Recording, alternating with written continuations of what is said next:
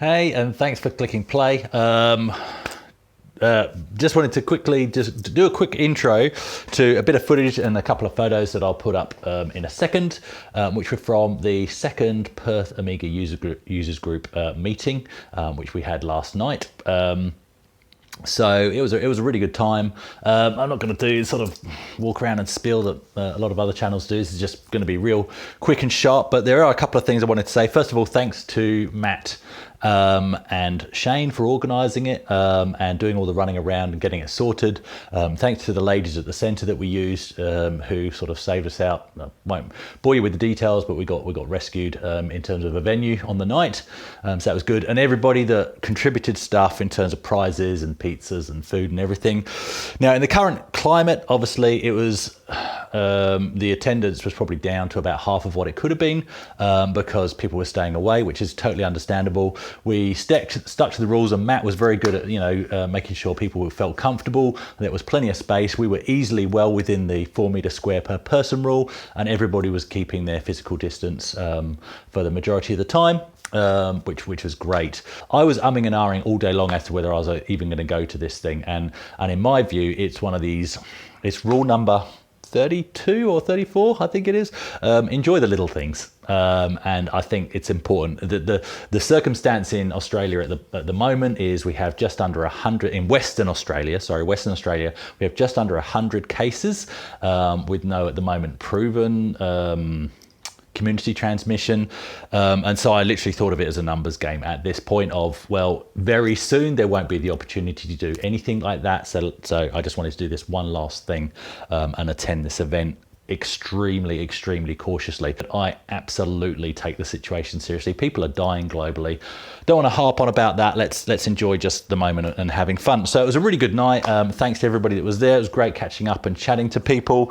Picked up this for $15, so thank you to Graham, I think it is, and he runs his own YouTube channel here in Perth called the Commodore Cave. So his niche is everything Commodore. That's what his collection is based around, and you'll see some of his stuff in the photos and the footage that I put up, including a portable Commodore 64 all-in-one case thing. Fantastic little thing. So I sat there chatting to him about that. But Cheetah125, that's what I had on my Spectrum Plus 3. So this ticks a big box for me. $15, he sold that to me, so for about £7, and it's fully working. Fantastic. So I'm really happy with that. Thanks, Graham.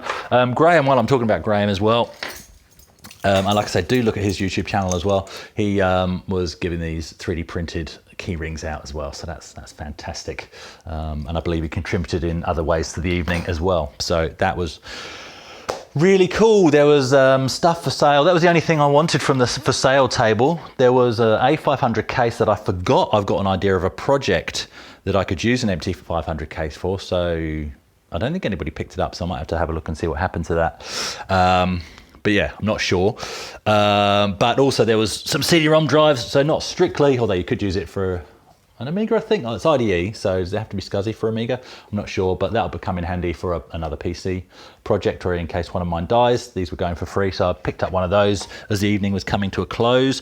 So that's cool. And Matt just popped round and gave me for free, and he's going to get me in trouble. Now, there's nothing wrong with it apart from this chip here. So Matt, seriously, sorry, not Matt, Shane. Shane gave me a lift on the night as well. And he's just dropped this round today, literally just before I was going to start filming. So I'm really grateful for this. This is fantastic. But now he's going to, because I mentioned in the car on the way home that I want to put a PC in an Amiga case, as in an Amiga 500 was my idea.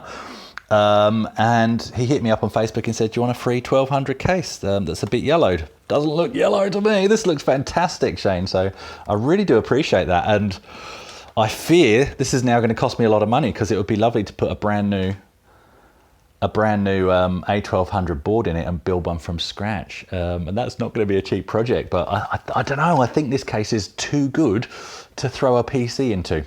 We'll see, to be decided. Because I'd have to hack it to put the keyboard in. I don't want to do this to that. All right, we'll see what happens with that. Let me know in the comments what I should do.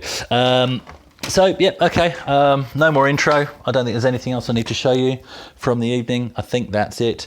Do take it seriously.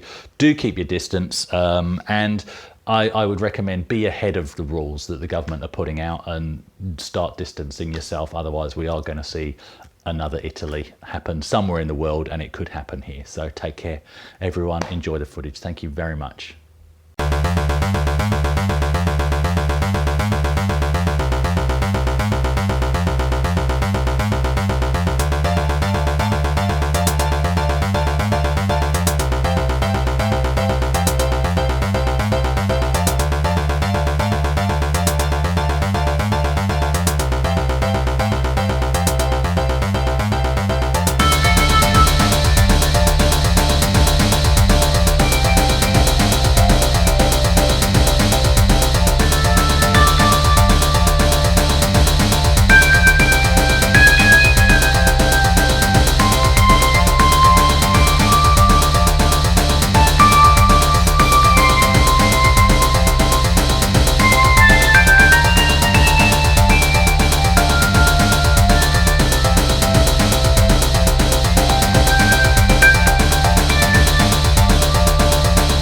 That's running heaps better than the 386 I had when it came out. I can tell you that. The weird thing is this is basically emulating a Mac from with the Vampire.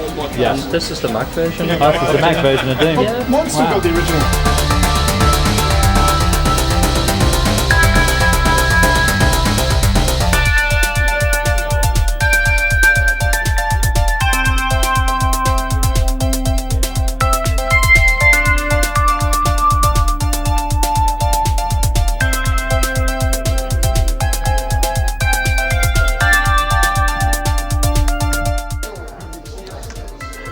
Score Tudor 125 from Graham from Commodore Cave for $15. Beautiful.